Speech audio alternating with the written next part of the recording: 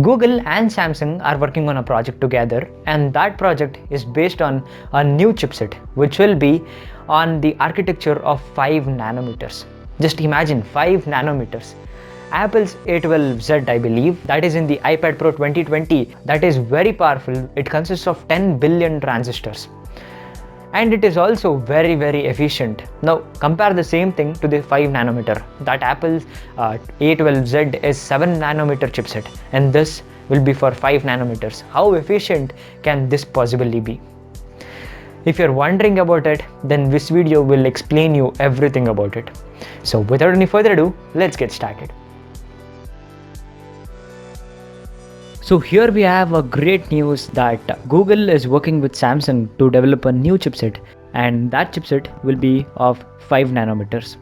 So we don't have the complete information of this particular chipset, but this video is like everything we know so far kind of thing.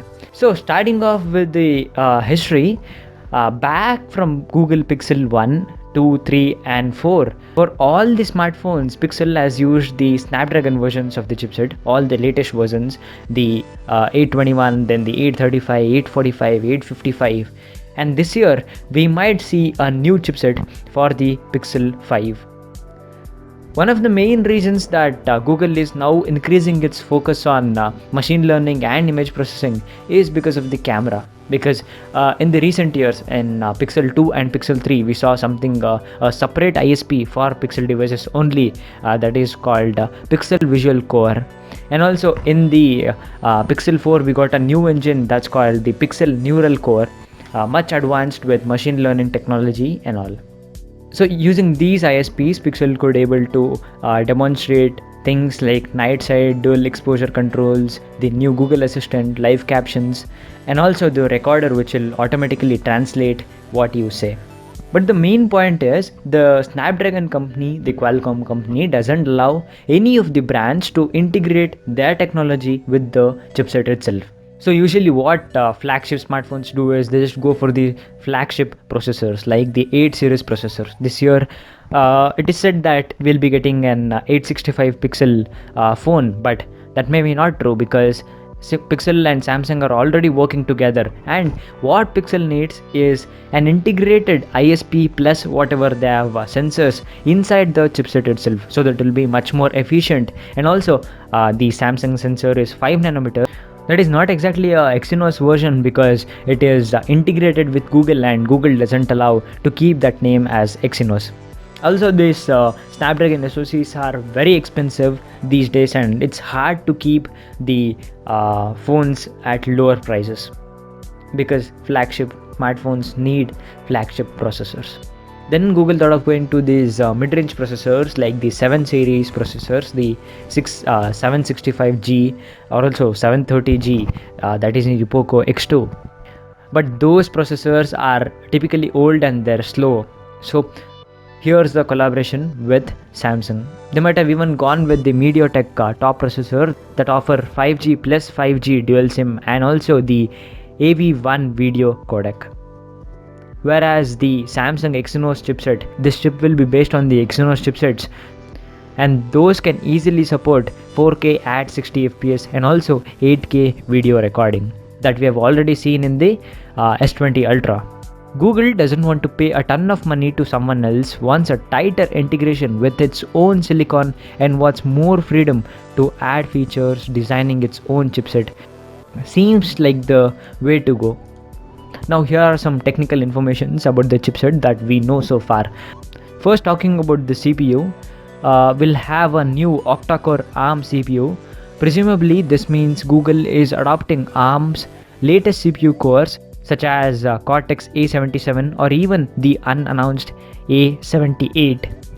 Actually, Samsung is about to kill off its custom CPU unit because it's not running well. They're planning to put all the smartphones only by using the Snapdragon versions, the Snapdragon 865, because there is a lot of difference between the Snapdragon 865 version and also the Exynos 9 series version in the S20s. But due to this collaboration, maybe they'll hold up for some more time. Also, there is a clash between Samsung GPUs, that is they're using the Mali GPUs. We are not sure about the GPU section here. But it is said that there is a partnership with AMD, so they can get very good GPUs. So I want to tell more information about the chipset itself. The CPU and GPU are only the half part of this battle. When it comes to designing a processor though, as likes of Qualcomm, MediaTek and other companies all focus on heterogeneous processing, that is the AI and other things, also with dedicated chipsets, other chips inside the SoC itself. Google has already embraced this trend with its new in-house silicon offloading machine learning tasks to its neural core, the Pixel neural core, and some imaging tasks to Pixel visual core. So we would expect these chipset to cause evolution.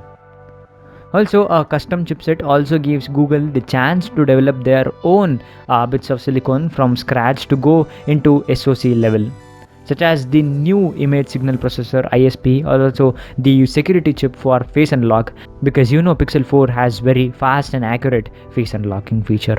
And also talking about the next thing, a small piece in this puzzle, that is the modem, the signal modem which they will be using.